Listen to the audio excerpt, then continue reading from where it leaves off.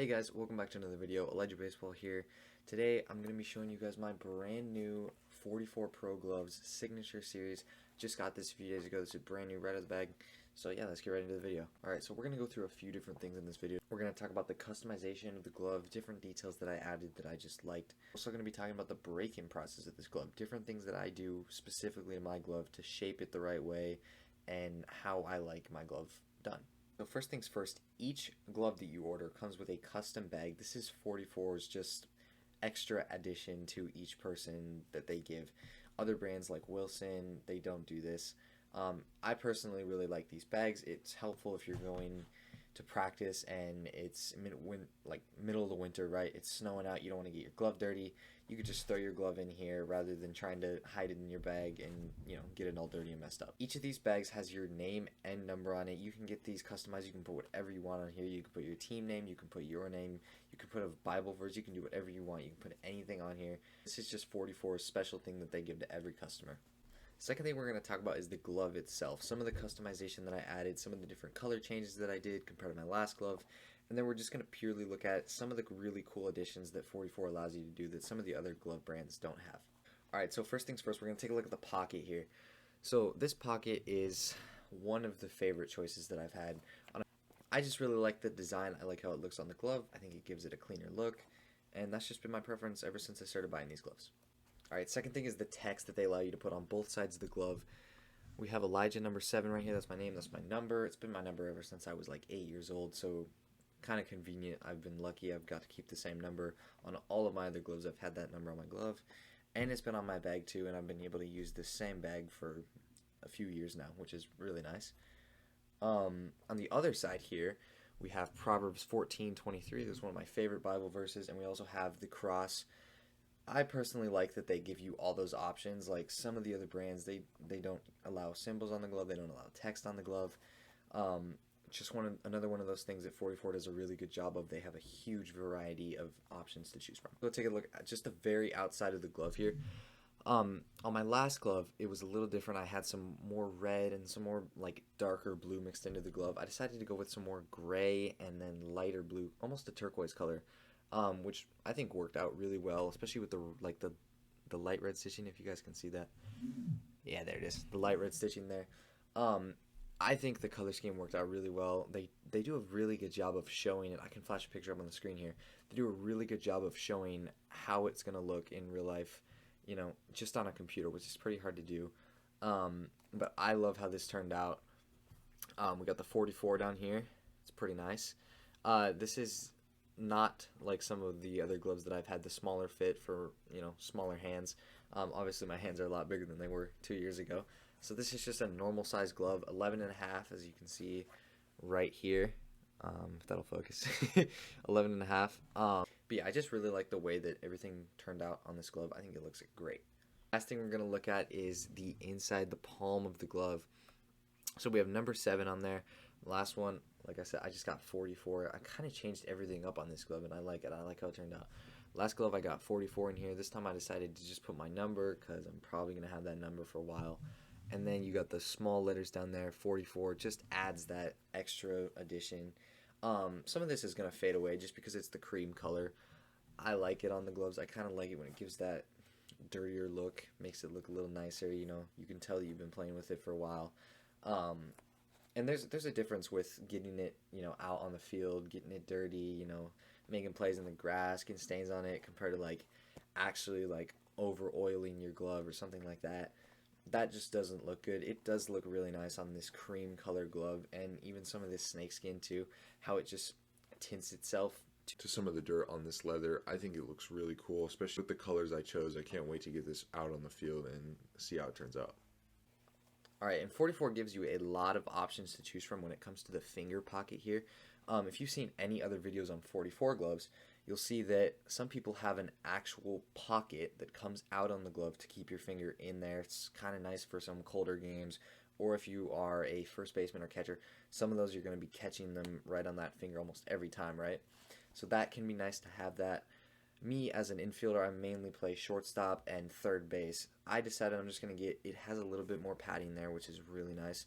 My hand's in here, and it comes up to about there when my palm is out when I'm feeling the ball. it's going to come up to about halfway through. Now, I don't have huge hands, but I have average size hands, and I like how this comes up pretty far. There are times where my hand is going to be way further in and it's going to be almost up to the very top. Those are the times where my hand is going to be almost all the way out of my glove and it's just going to be right here, just coming right over this pocket. Alright, let's go ahead and get into the break-in process with this glove. I use a mallet. You can buy these pretty much anywhere. You can get them on Amazon, Shields, Dick's, pretty much anywhere that you want to get this. And what we're going to do with this, we're going to work different spots on our glove. So we're going to hit some of them in the pocket. Usually when you first get a glove, you're going to start in the pocket. You're going to hit right here, right where you're going to catch the ball. Pretend you're playing catch, and you can do this. Go outside and play catch with your, with your buddy or your dad or whatever you want to do. Play catch and see where do you catch the ball every time. Some people catch it in different spots. Some people who maybe haven't been playing as long are going to catch the ball down here more. Some people, first basemen, sometimes are going to catch it up in the pocket more, just a bigger pocket.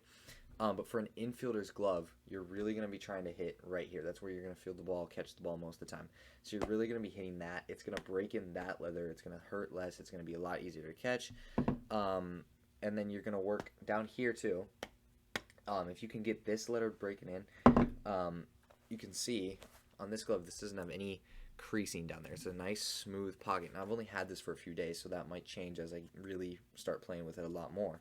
But even on my older glove, it doesn't have any creasing down here. Now I see a lot of my friends who have some of their older gloves that they've had for a year or two, they have really bad creasing down here because they didn't break them in right. If you don't form this pocket correctly, you're going to end up with a glove that looks like this, and you don't want that. You want a nice wide open glove with this flared out and this flared out. So you want each side really wide open, because on some of the balls you're going to be backhanding, forehanding, you want a nice wide open pocket. And even just catching the ball, it makes it a lot easier when your glove isn't closed like this. Do a lot of mallet work, but one of the biggest things is just playing catch.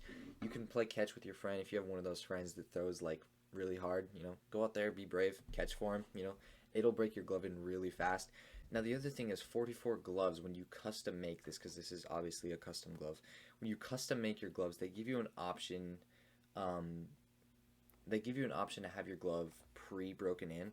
So this came and it was already almost half broken in, which makes a huge difference, because as soon as you start getting it out on the field, start playing catch with it, which I've already done probably 10 times, so you can really feel the leather start to form to your hand, and it does make a huge difference when it comes pre-broken. Now if you don't have somebody to play catch with, or maybe you just are really trying to get it broken in fast, maybe you're like first game's in a week and you're kind of stressed out, I would recommend just going into the batting cage. If it has a machine, set the machine up, have your dad, have your friend, or whoever you need to, have them throw through the machine and just catch 100 balls in a row. This is what I do. I do this all the time. Me and my dad will just go to the machine, right? I'll just sit there and I'll just catch a ton of baseballs. It's a much faster way than actually playing catch with somebody. And it forms perfect to your hand. It doesn't really make any difference. You're still catching and working on that same fundamental catch. The other things you can do to your gloves, you can oil it. 44 makes a custom oil. It's on their website. I'll leave the link to that in the description. I did it on my last glove, and because it was cream colored, it did add some discoloration to the glove. It didn't look horrible, but it made it look really worn really fast, and it definitely was my preference. I really liked the way the glove looked before I oiled it. So we have not done that to this glove, and we probably won't. But if you're trying to get it broken in really fast and you like that look to your glove, then totally feel free to use any oil. 44 oil is probably the best option, because they make it custom to their type of glove, their type of leather, and it might work better. This tip I can give you when you're trying to shape your glove is, if you have two baseballs, put them in your glove like this. When you're storing it, you can put this in our bag right here, right? You stick it in your glove, put the two baseballs, one of them, here, let me show you this here.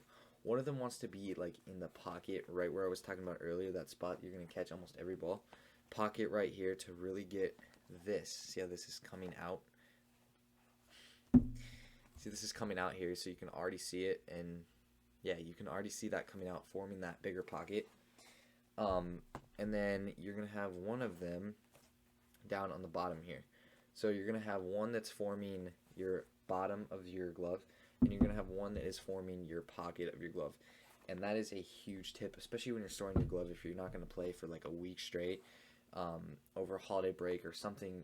Just put it in your bag, put it in your 44 bag right here, store it with 2 baseballs, set it in there nice and tight like this, and it'll form it perfect. Now with this glove, because I'm playing a lot already, our season just started a few days ago, a lot of the time I only go about a day without using it. So I will set it on my table. I can put it down here in my room if I wanted to. I'll just set it like this, because like I was talking about earlier, you really want your glove to be open, and sometimes when you have just 2 baseballs and you close it, these sides will not shape as well as you want it for an infield. Now, that's just my preference. Some people like their glove more closed, but what I've seen with a lot of the higher level players is they have a much more open glove, as it just makes it easier and much smoother. That'll do it for today's video. Thanks so much for watching. Go ahead and subscribe, hit that like button, share the video to one of your friends, let them know how to break in their 44 glove. And if you guys would like to see more videos, comment what you guys would like to see next. And yeah, I'll see you guys next time.